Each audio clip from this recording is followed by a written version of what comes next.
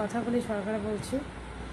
Evolution study academy আর paramedical nursing সেক্টরের coordinator. আমি আজকে জিএনএম সংক্রান্ত কিছু বিষয়ে কথা বলবো। আমি অ্যানথ্রোপোলজিতে মাস্টার ডিগ্রি করেছি এবং আমি জানিয়ে দিয়েছি এই মুহূর্তে আমি ইভলিউশন স্টাডি একাডেমি বা ইভলিউশন গাইডেন্স একাডেমির নার্সিং প্যারামেডিক্যাল সেক্টরের কোঅর্ডিনেটর। তো আজকে আমি জিএনএমের রেসিপ্রোকাল বিষয় এবং তার সাথে মার্কসের 12-এর মার্কসের কী সম্পর্ক সেই বিষয়ে আলোচনা করব। প্রথমত বলে রাখি যে যখন বাইরে কোনো স্টুডেন্ট নার্সিং পড়ছে জিএনএম বা বিএসসি, সে যেন অবশ্যই সেই জায়গাটাতে পড়ে, সেই ইউনিভার্সিটি বা সেই কলেজে, সেখানে যেন সেই রাজ্যের সাথে সাথে আইএনসি অ্যাপ্রুভালও থাকে।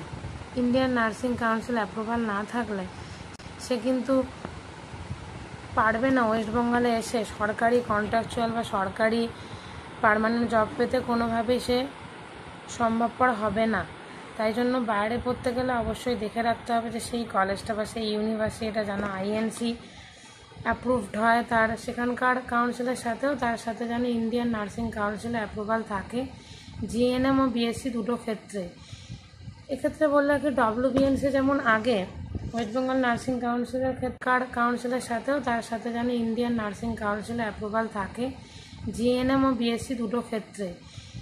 এক্ষেত্রে বললে কি ডব্লিউবিএনসি যেমন আগে ওয়েস্ট বেঙ্গল নার্সিং কাউন্সিলের ক্ষেত্রে রেসিপ্রোকালের ক্ষেত্রে, মানে অন্য জায়গা থেকে এখানে এসে পড়ছে, একটা 12-এর মার্কসের ক্রাইটেরিয়া ছিল, সেটা অনেকটা শিথিল হয়েছে। আগে যেমন ইংলিশে 40% লাগতোই এবং পিসিবিতে বোর্ডাতে 45% লাগতো বিএসসি নার্সিংয়ের ক্ষেত্রে চাকরি পাওয়ার সময়। এখন সেক্ষেত্রে এইচএসে সব মিলিয়ে 40% জিএনএমের ক্ষেত্রে এবং ইংলিশে আলাদা করে 40% থাকতে হবে, এমন কোনো মায়া নেই, পাস থাকলেই হবে। সে যদি এমন কলেজ থেকে পড়ে থাকে তার সেখানকার রাজ্যের কাউন্সিল ছাড়া ইন্ডিয়ান নার্সিং কাউন্সিলের অন্তর্গত, তাহলে কিন্তু তারা অবশ্যই এখানে চাকরি পেতে সক্ষম হবে, সরকারি বা কন্ট্রাকচুয়াল সরকারি বা পার্মানেন্ট সরকারি জব পেতে। তার কিন্তু কোনো প্রকার অসুবিধা হবে না। তাই তাকে পড়ার সময় অবশ্যই দেখে রাখতে হবে সেটা যেন আইএনসি অ্যাপ্রুভাল হয়। এখানে পড়ার সময় যদি আমরা মনে করি যে বাইরে চাকরি করব বা যে কোনো রাজ্যেই পড়ি এবং মনে করি অন্য রাজ্যে চাকরি করব, সবসময় মাথায় রাখতে হবে ইন্ডিয়ান নার্সিং কাউন্সিলের অ্যাপ্রুভাল না থাকলে আমরা ইন্ডিয়ার অন্য যে কোনো রাজ্যে কিন্তু চাকরি পাবো না। সেক্ষেত্রে কিন্তু শুধু সেই রাজ্যেই চাকরি পাবো যে রাজ্যের কাউন্সিলের অ্যাপ্রুভাল আছে।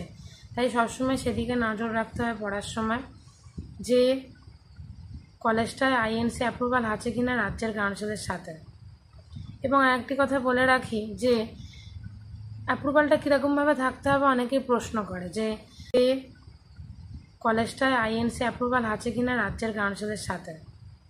এবং আরেকটি কথা বলে রাখি যে অ্যাপ্রুভালটা কীরকমভাবে থাকতে হবে, অনেকেই প্রশ্ন করে যে 1 বছর থাকলেই হবে, 2 বছর থাকলেই হবে, 3 বছর নাকি 4 বছরই থাকতে হবে। বিএসসি নার্সিং 4 বছর, জিএনএম নার্সিং হচ্ছে 3 বছর।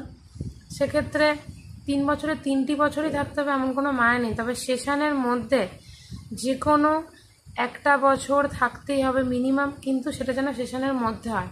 আমার সেশন শেষ হওয়ার আগে বা আমার সেশন শেষ হওয়ার পরে তার অ্যাপ্রুভাল রয়েছে, সেক্ষেত্রে কিন্তু আমার কোনো কাজে আসবে না। তাই অবশ্যই এটা মাথায় রেখে চলতে হবে। এবং এক্ষেত্রে আমরা ইভলিউশন গাইডেন্স একাডেমি নার্সিংয়ের সমস্ত বিষয়ে সাহায্য করতে পারবো, কীভাবে প্রিপারেশান নিতে হয়, পরীক্ষার জন্য কীভাবে প্রিপারেশান নেওয়া হয়, কীভাবে নিতে হয় এবং এখানে পড়ানোও হয়। সেক্ষেত্রে তোমরা অবশ্যই এখানে পড়তে পারো এবং জানতেও পারবে তার জন্য ক্রাইটেরিয়া কী আছে পরীক্ষায় পাওয়ার জন্য, এবং সরকারি জায়গায় পেতে গেলে কী সুবিধা। যেক্ষেত্রে আমরা একটা কথা বলতে পারি, সরকারি কোনো, আমরা যদি ডব্লিউবিএনসির কোনো সরকারি কলেজে পড়ি অবশ্যই সেটা কিন্তু আইএনসি অ্যাপ্রুভড হবে, কিন্তু প্রাইভেট কলেজ অনেক সময় দেখা যায়, ওয়েস্ট বেঙ্গলে দাঁড়িয়ে বলছি, যে সেটা আইএনসি অ্যাপ্রুভাল নেই। সেরকম কলেজে না পড়াই ভালো। ডব্লিউবিএনসির কোনো সরকারি কলেজে পড়ি অবশ্যই সেটা কিন্তু আইএনসি অ্যাপ্রুভড হবে, কিন্তু প্রাইভেট কলেজ অনেক সময় দেখা যায়, ওয়েস্ট বেঙ্গলে দাঁড়িয়ে বলছি, যে সেটা আইএনসি অ্যাপ্রুভাল নেই। সেরকম কলেজে না পড়াই ভালো। হতেও পারে ভবিষ্যতে আমাকে বাইরে যেতে হলো, সেক্ষেত্রে কিন্তু আমরা বাইরে কোনোভাবেই চান্স পাবো না। নিজের রাজ্যের কাউন্সিলিং বা যে রাজ্যে পড়ছি সেই রাজ্যের কাউন্সিলিংয়ের আন্ডারে থাকা এবং আইএনসির আন্ডারে থাকলেই আমাদের সবসময় সুবিধা হবে চাকরি পাওয়ার ক্ষেত্রে বিভিন্ন জায়গায়। এবং 12-এর মার্কসের ক্রাইটেরিয়া তো আমি আগেই বলে দিয়েছি, ওটা মাথায় রাখতে হবে। আগে যেমন ভীষণ শক্ত ছিল রেসিপ্রোকাল রেজিস্ট্রেশনের ক্ষেত্রে, যে বাইরে থেকে এসে কেউ এখানে চাকরি করতে চায় তার মার্কসটা ম্যাচ করছে না, কিন্তু এখন ওরকম ব্যাপার নেই। এখন আরও শিথিল করে দিয়েছে, 40% থাকলেই হয়, আর 45% পিসিবিতে, আর ইংলিশে 40% থাকতেই হবে। এখন কোনো মানে নেই, পাস মার্কস থাকলেই চলে। তো সেক্ষেত্রে কন্ট্রাকচুয়াল সরকারি বা পার্মানেন্ট সরকারি পেতে কোনো অসুবিধা হবে না।